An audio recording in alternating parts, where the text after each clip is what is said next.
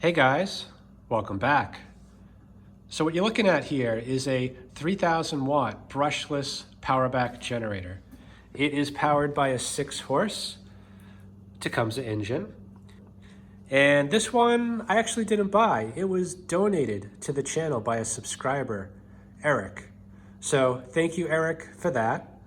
The only complication is that Eric lives about 8 hours away.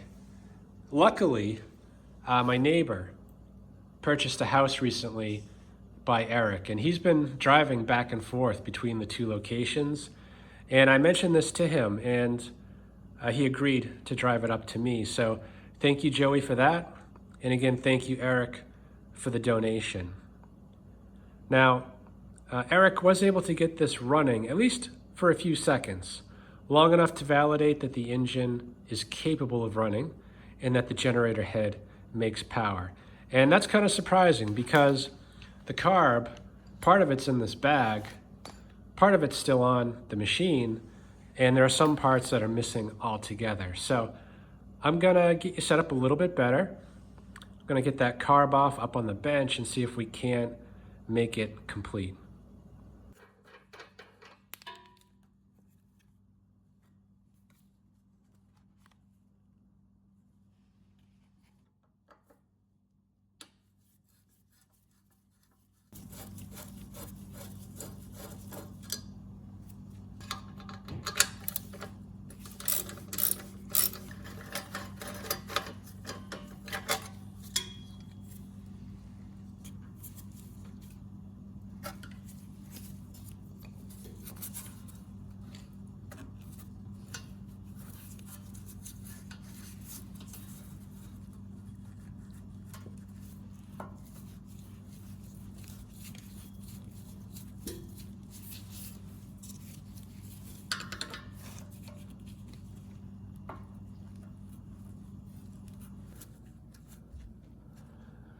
Yeah, so this line is cracked. I'm pretty sure I cracked it trying to get it off.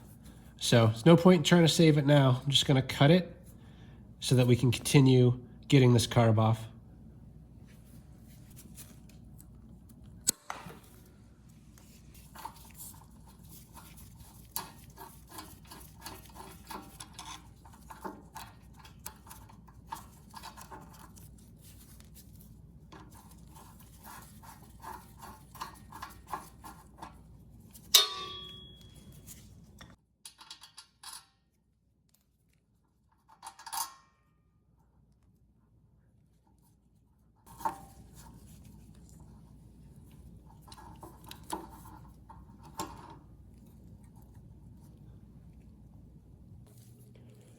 Well, first off, this is not a Tecumseh carb. It is a clone.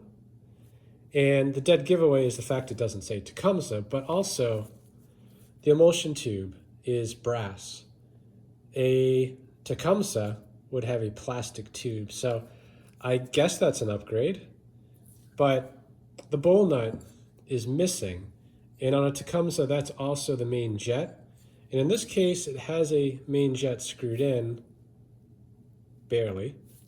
And that's what you'd see on more commonly like on a Honda or a Honda clone. So let me just pop that jet out and see what's going on underneath.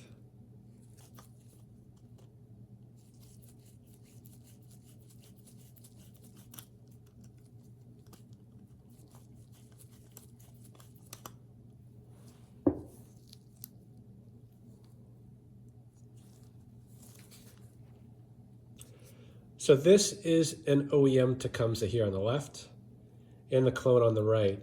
And even though this one is brass, they look very similar as far as the depth of the emulsion tube and the O-ring going around it. So I'm wondering if this is not the correct part. You know, maybe this is from a Honda or something like that. I do have the jet from this. This goes to a 6.5 horse Tecumseh lawnmower. And it's very similar actually to the carb I pulled off. I think the big difference is that the direction of the breather and the fuel line is completely different. So I really need to stick with this one if possible. So hopefully that bowl nut slash jet will fit in here.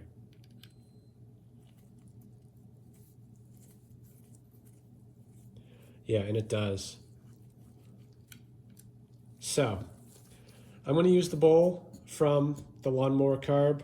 We'll put this aside, put that aside, and we'll use everything else. And hopefully that'll do it.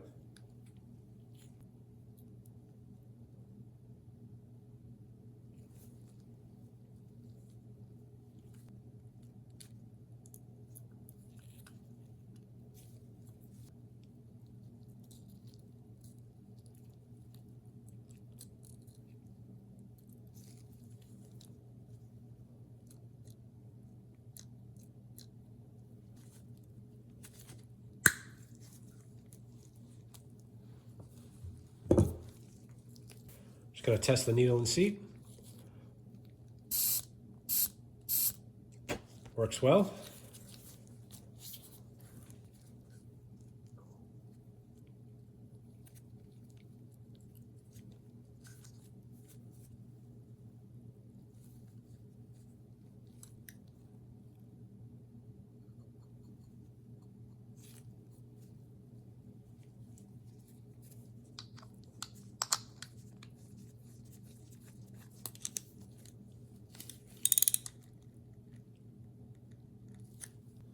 Okay, that's all I want to do with this for now. I think this will start and run like this. This jet, is it exactly right for that 6-horse engine? Yeah, I don't know. I mean, this was powering a 6-horsepower mower. Granted, it was probably more like 6.25 or 6.75 horsepower. So potentially it could be too rich, but we'll try it out, see how it does.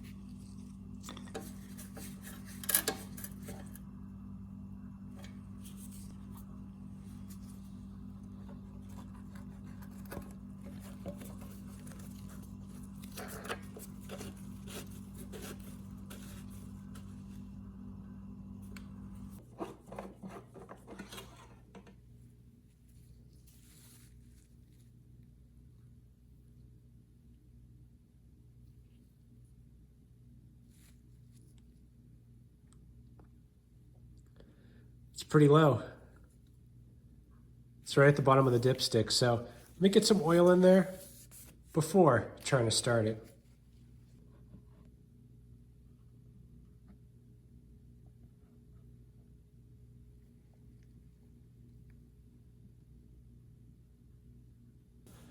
Okay, well, you guys kind of missed it. I wasn't expecting this, but after adding the oil, I pulled the engine over a few times and it didn't feel like a lot of compression, and then it just got stuck. I can't pull that cord.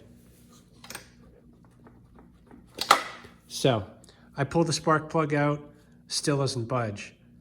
So I guess there's two options. Either I can get the blower housing off, which probably requires removing the gas tank, the carburetor, the governor linkage, and then finally the blower housing, and try to back the engine up, which I might have to do anyway. But I think the easier route is just to get the cap off, get a wrench on the rotor bolt, and see if I can back the engine up at all.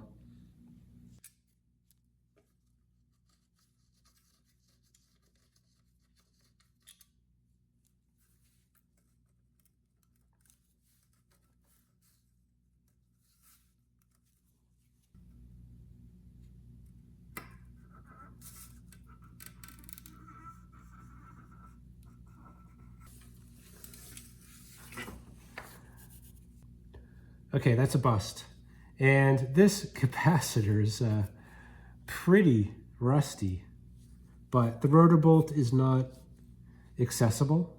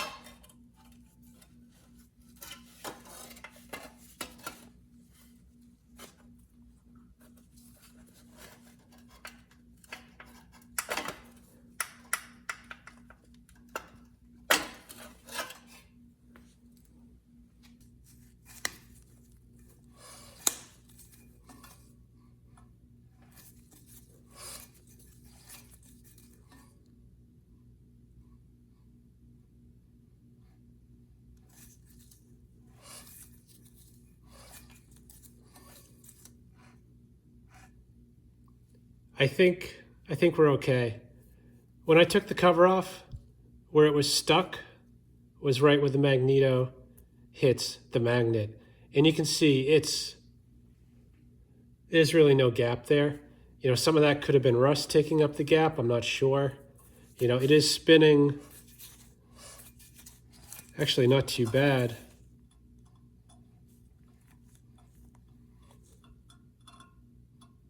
Yeah, but you can hear it scraping there. So let me see if I can break this loose. I'll re-gap it, put it back together.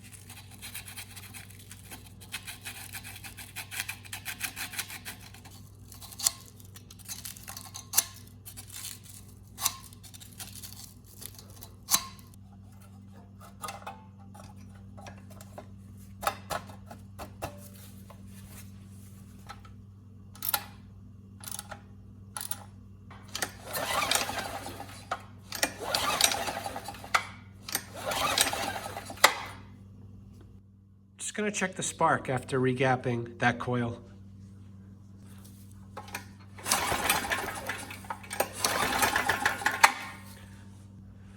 Okay, good. We've got strong spark. I'm just gonna throw the airbox back on, leave the tank off for now, and I'm gonna pause it here. Next time you see this, we'll be outside and hopefully starting it up. Okay, I got the test tank hooked up, the fuel is turned on, and nothing is leaking, so off to a good start. Assuming it starts and runs, I'm gonna test it, make sure we get power output, and we'll test the hertz as well. Now, usually I use my kilowatt. Unfortunately, I left it outside and it got soaked. So I'm gonna let it dry. Most likely I'm gonna have to buy a new one. So for today, I'll just use my meter, check the volts and the hertz, and see how things come in.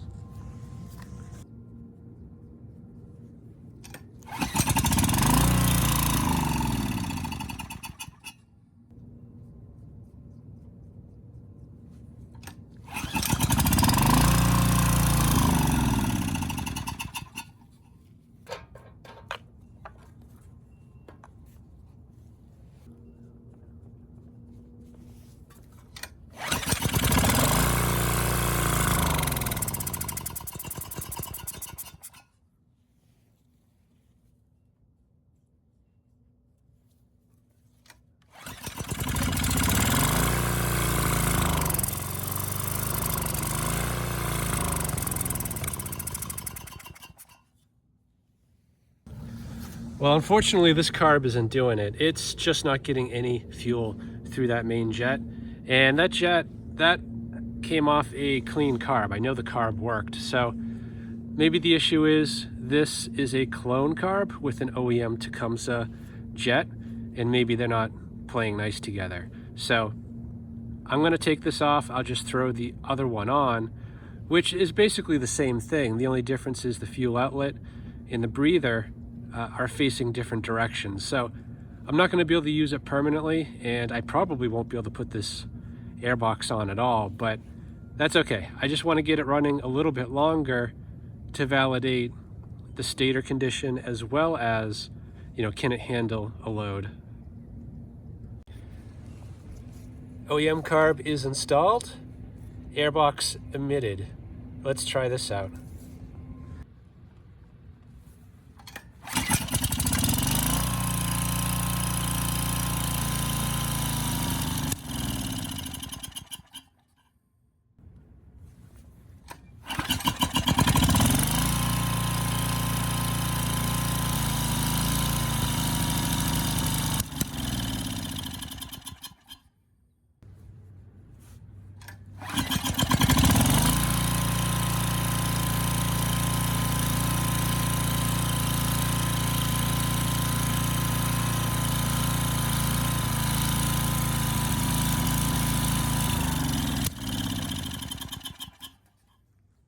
Anyway, it is running long enough, hopefully, at least to test the voltage. So let me do that.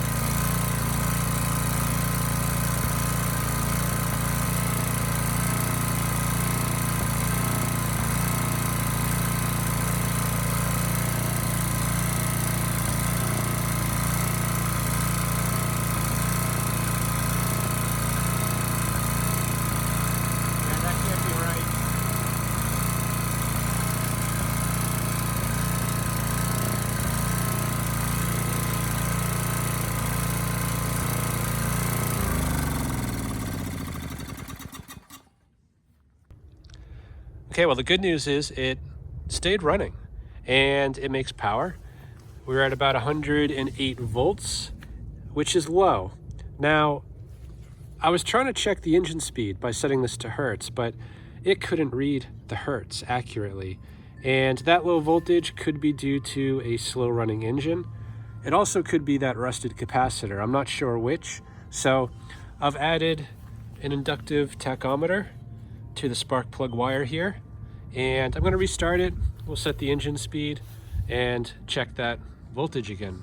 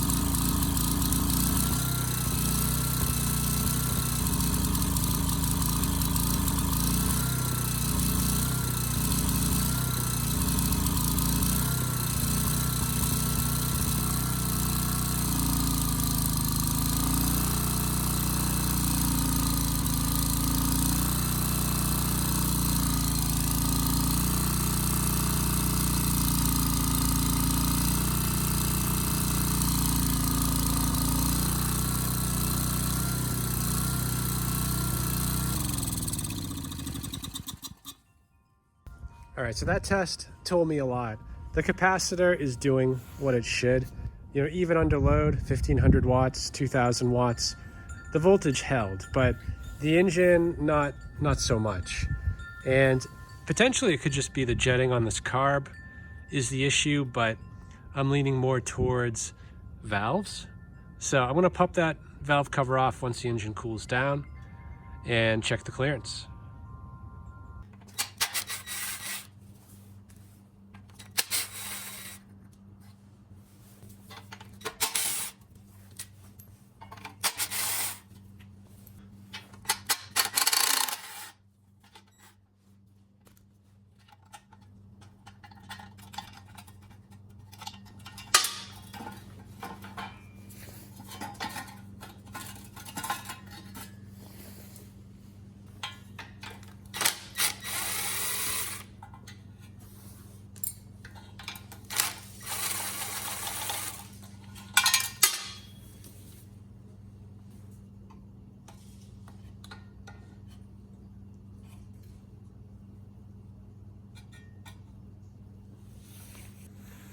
Okay, so this setup's a little bit different than I'm used to seeing.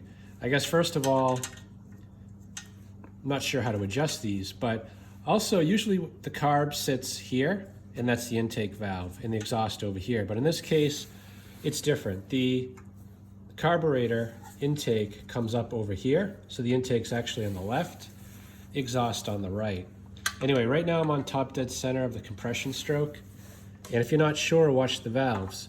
So this should be ignition, now exhaust. The exhaust valve just opened, and now I'm stuck. Now intake's opening, and now we're entering the compression stroke. And we just passed top dead center just a teeny bit. So the intake's nice and loose, and that exhaust has absolutely no clearance. So the gap here should be 4 thousandths. I'm gonna do a little research to figure out how to adjust these. So to adjust this, the lock nut's actually down here. And once that's loose, you can just adjust using an Allen wrench to the proper clearance. Before I do that, I am gonna do a compression test. It honestly doesn't feel like there's much compression. I'm kind of surprised it started at all. So I wanna see where we're at before the adjustment, and then I'll test it again after.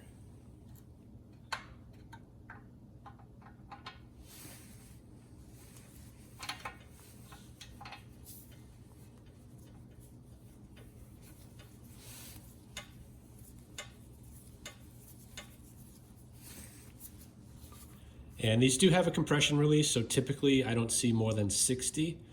You know, on a smaller engine like this, I'm not sure actually what it will be, but hopefully it's around 60.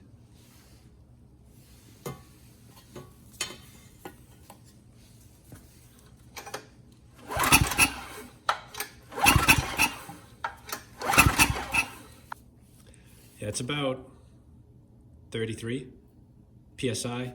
Not too good. So let's get the valves adjusted and then we'll test it again.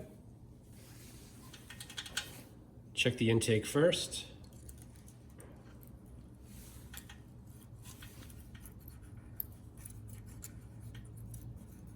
It's loose. And of course the exhaust has nothing. Ideally you'd use a crow's foot for this, which I don't have. Instead I'm using a 7/16.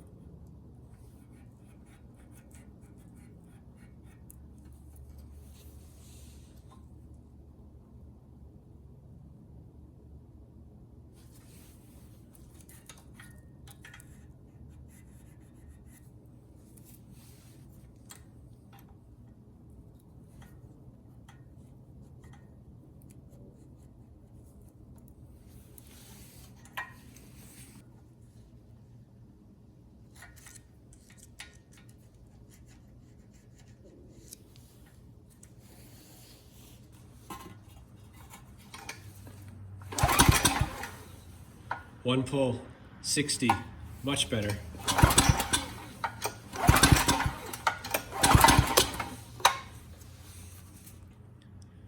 That's substantial. We went from 33 to about 70.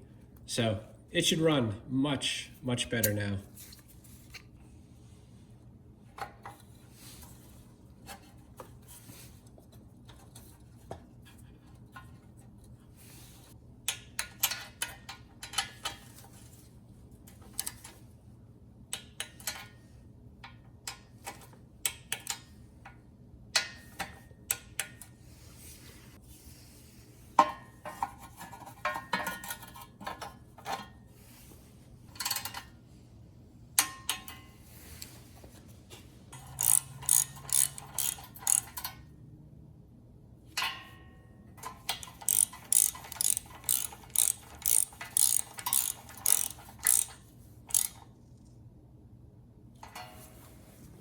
Ready to try this again.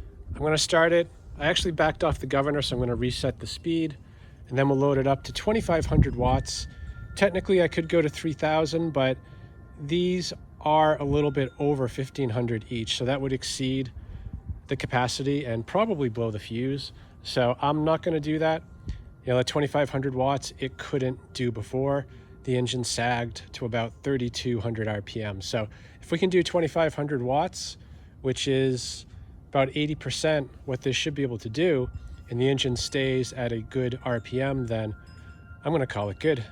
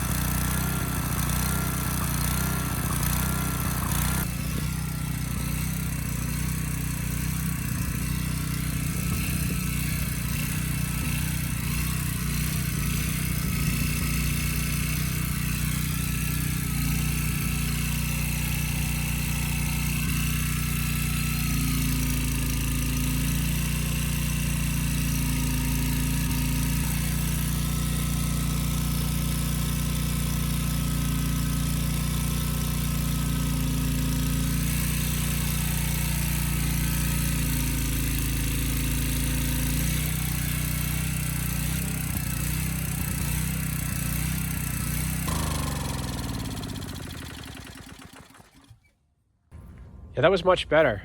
Handled 2,500 watts without issue. The engine speed only dropped by about 100 RPM, and that's the equivalent of about 2 hertz. At 1.2, I loaded it to 3,000 watts, and it kept going just fine. So the engine's now doing what it should, and the generator head works fine. Now the carb's another story. It is struggling, so I'm gonna just order a clone carb, give that a try, and while I'm waiting for that, I'm gonna get this thing back inside and clean it up. I know it's hard to tell, but I did start cleaning. I'm starting to brush off all this dirt and started cleaning the tins here and here. And for this area here, it's mostly just grease. So I'm gonna spray a little bit of super clean on there and see how it does.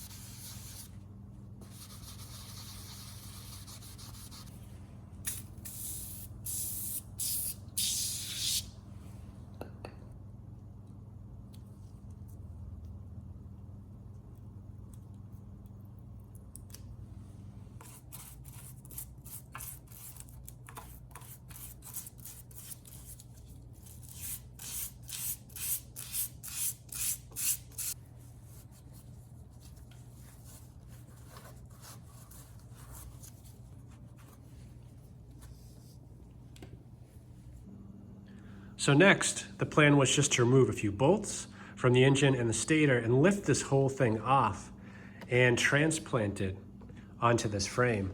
It would have given it wheels and a nice 5-gallon tank.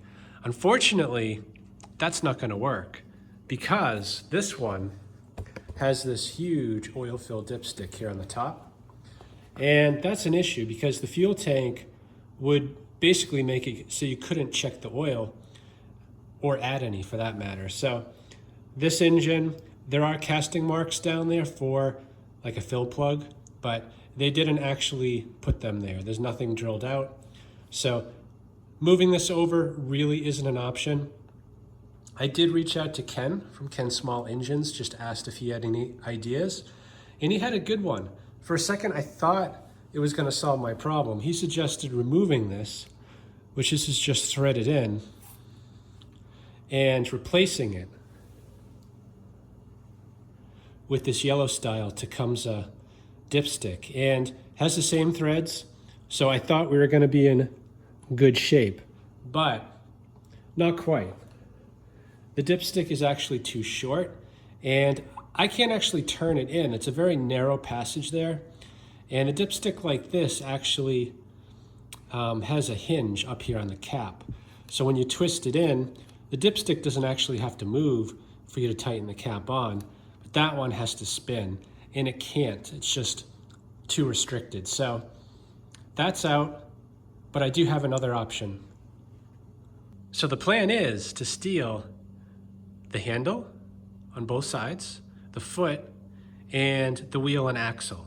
I think I can get that to work on the PowerBack generator. Okay, so I got the wheels in place, nothing's secured, but the axle is the perfect length. And if I had a welder, I could just tack the axle onto the frame and be done with it. But I don't have a welder, so I do need to come up with a bracket to secure that in place. Also, the handles, they're a bit long, but this frame does have a bolt hole right here. So assuming I put the handle there, you can probably see, maybe you can't, it touches the ground. So I've already taken the other handle and shortened it by about 4 inches. And you can see the difference. So I'm going to show you how I did that and cut this one down.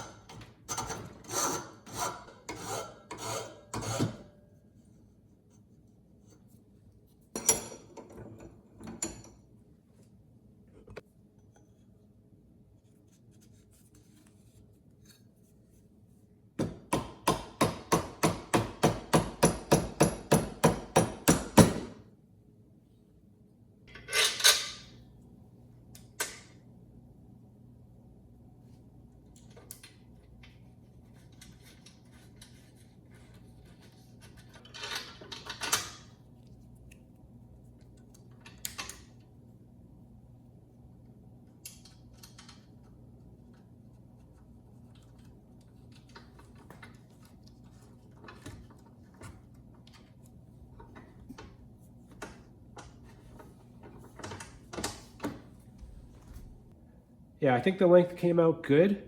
They fit on here pretty well. They're a little snug, especially when you bring it up to the top. And I have a feeling it's like that probably by design. You know, the only downside of that is it is going to scrape a bit of paint off the frame here, but not a big deal.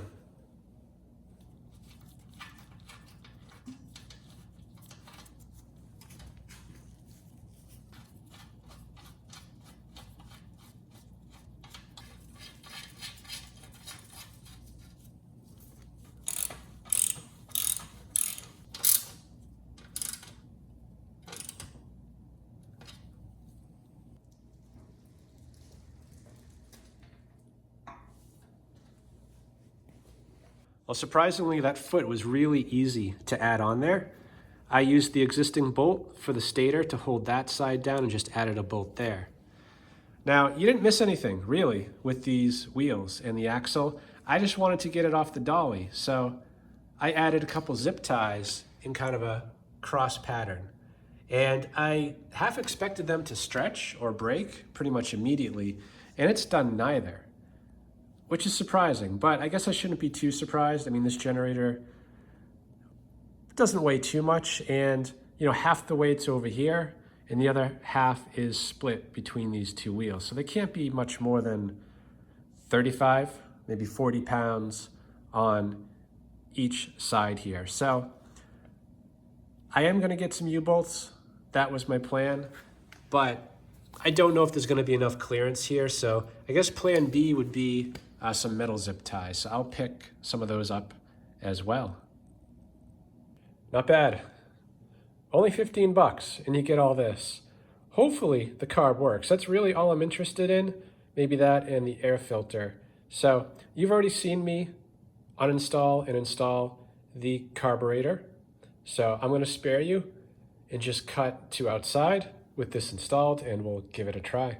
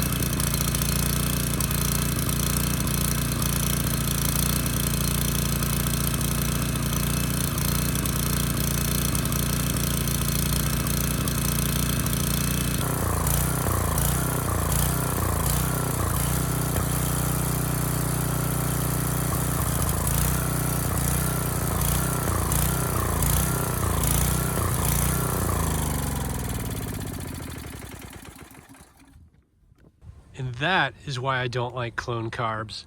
It's running lean. You know, I choked it with my thumb and it smoothed right out. So, you know, potentially I could use this as a donor carb to fix the one that originally came with this machine. I'm not sure, but this carb definitely isn't working the way that it is. So I'm gonna get this back inside and see if I can't figure something out. So I've been spending some time going through the Tecumseh Carb, which kind of works, and the clone carb that originally came on the machine, trying to find the issue with either of these. And this one, the clone, there's no issue. I mean, there are no plugged passages, nothing looks wrong, yet it won't run the engine unless you prime it, and then it runs for a few seconds and stalls out. So yeah, no smoking gun on this one. And the Tecumseh came up fairly empty as far as finding any clogged passages, but you know, I was spraying some carb cleaner here in the pilot jet opening right there, And when you do that, you should see carb cleaner coming out the bottom, which is where it normally picks up fuel, and on either side. And it was, but it was also squirting out this plug. And that's not right.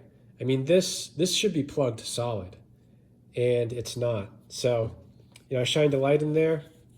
Let me turn this light off.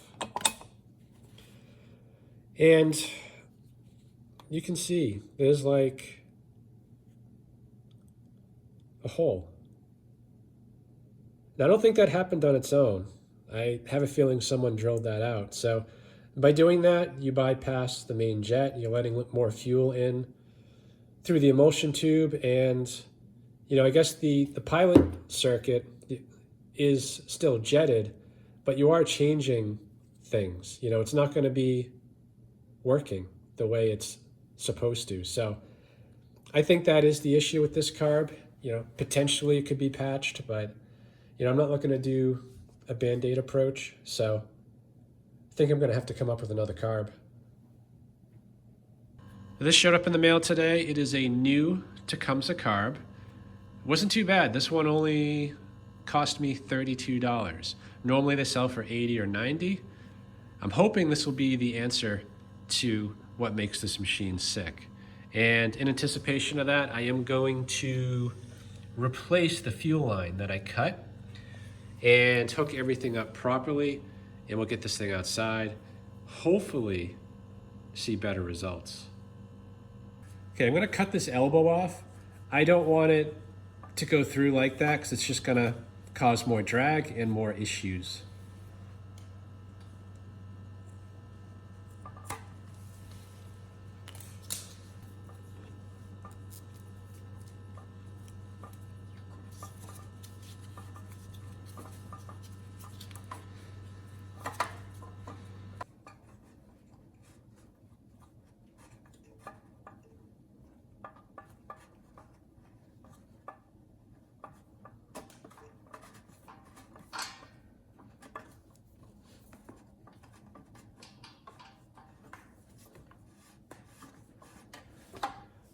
I'm glad I switched that out. You can see this is the line that was in there. It definitely would not have worked out well.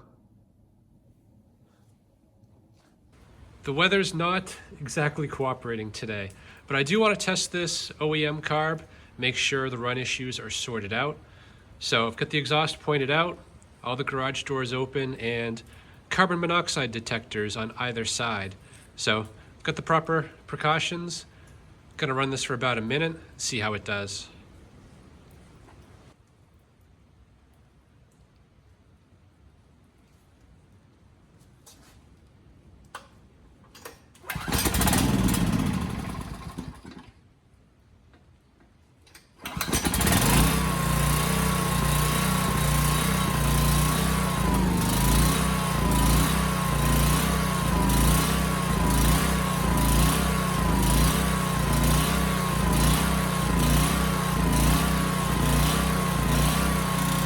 It's running well.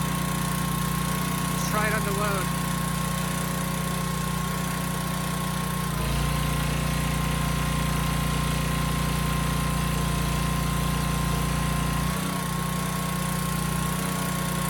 Good.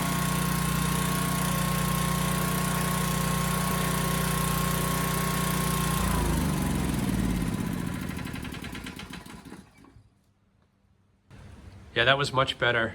It was hunting a bit when the engine was cool, but after about a minute, things smoothed right out. It handled the load also without issue.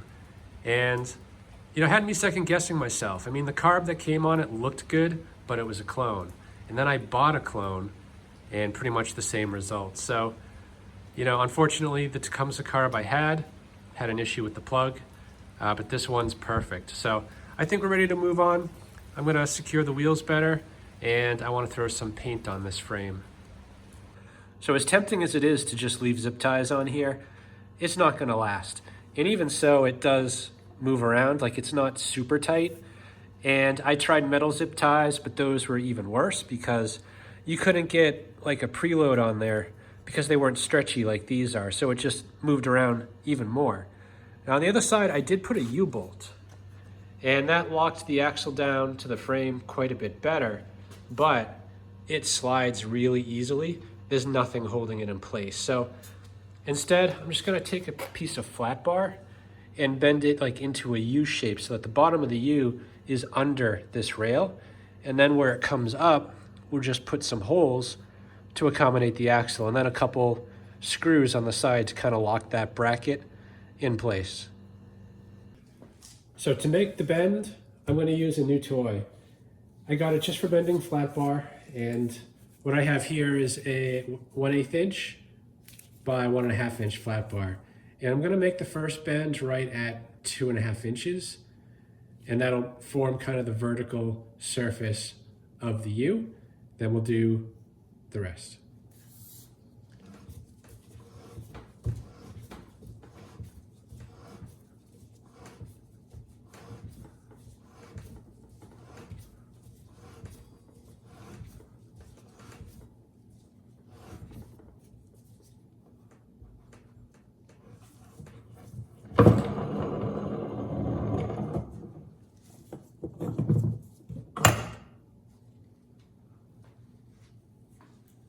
So the bend came out pretty well.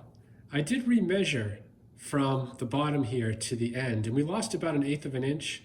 I mean, if I measure from the outside to the top, it is 2.5 inches. So I guess something to keep in mind, if I want this to be 1.25 inches on the inner diameter. So instead of doing 1.25 inch measurement from here, I actually want to subtract 1/8 and bend it on that mark.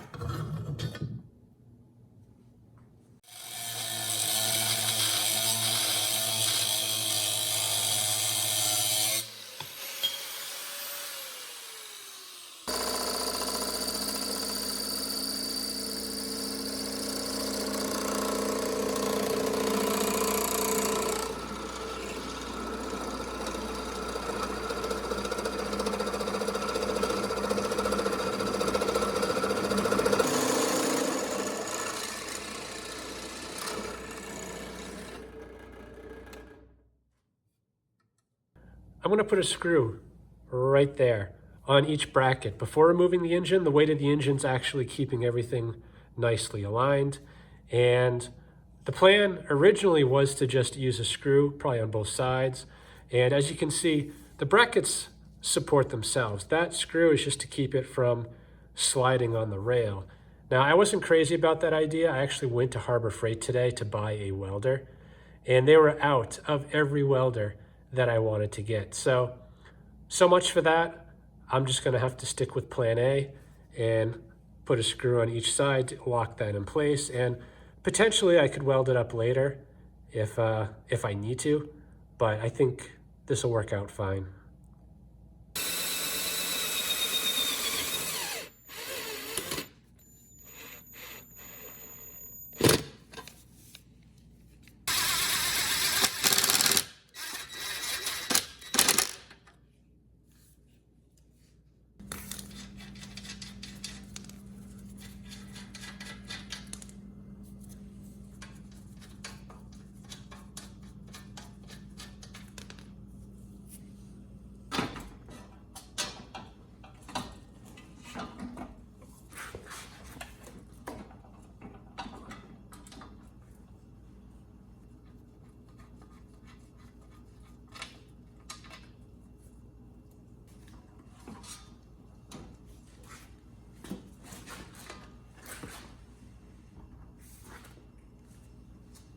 This stator is massive.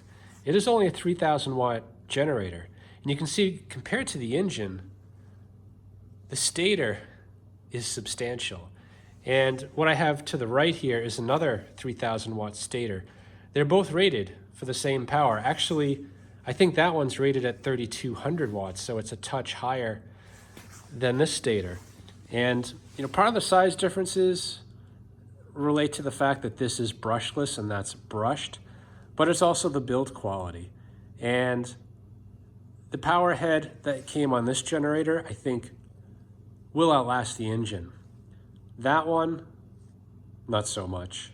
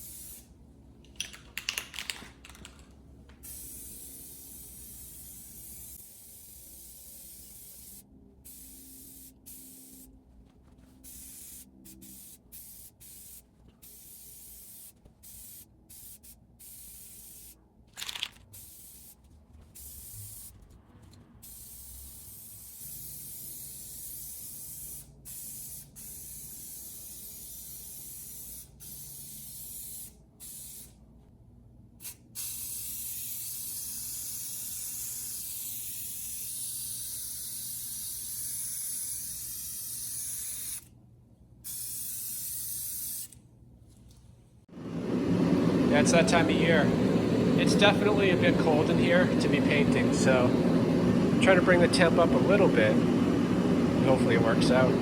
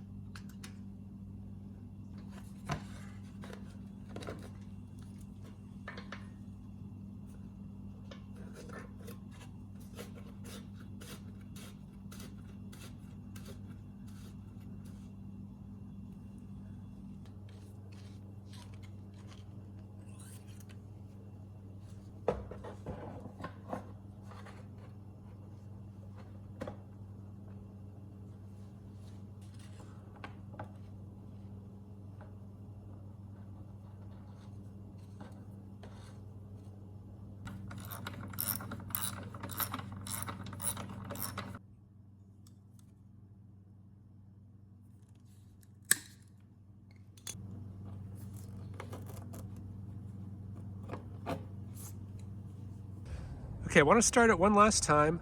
I did back the governor spring off a bit after I removed the plate holding the spring. So that engine speed's going to have to be readjusted. Also just want to make sure the tank is delivering fuel well and that the carburetor continues to do what it was doing last time I tried.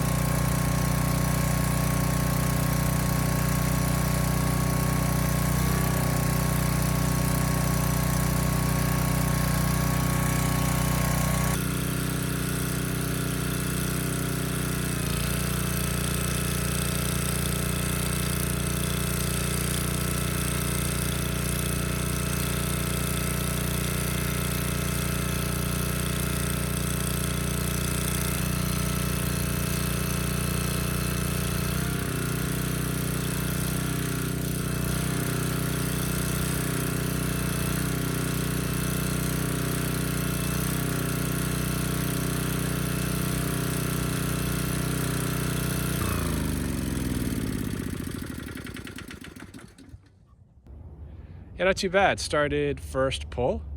It was hunting a bit, but after a minute or so, it smoothed right out. I then bumped the speed up to 3,660 RPM, which is the equivalent of about 61 Hertz. Loaded it up, and it did just fine. So this one was a bit of a challenge. I think the valves being out of adjustment, plus the 3 carbs I had that fit this, none of them ran right. I mean, 2 were clones and 1 was damaged. So once we got the right carb on there, things started working the way that it should. And now this is going to make a good generator for someone. It's off the ground, we got wheels, it's painted up real nice, and yeah, that's about it. So I want to thank Eric again for sending this one up. I haven't worked on one like this before, and I learned a lot. So hope you guys did too. Thanks for watching.